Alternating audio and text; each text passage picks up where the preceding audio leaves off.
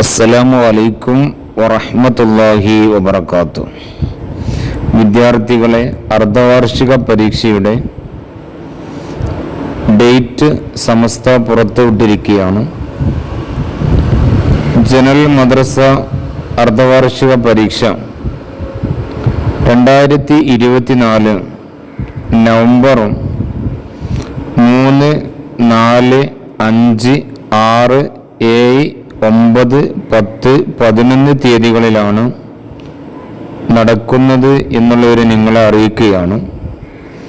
അർദ്ധവാർഷിക പരീക്ഷയുടെ പാഠങ്ങൾ റബീഉൽ ആഖിർ അവസാനം മാസം വരെയുള്ള പാഠഭാഗങ്ങളാണ് ഉണ്ടായിരിക്കുക.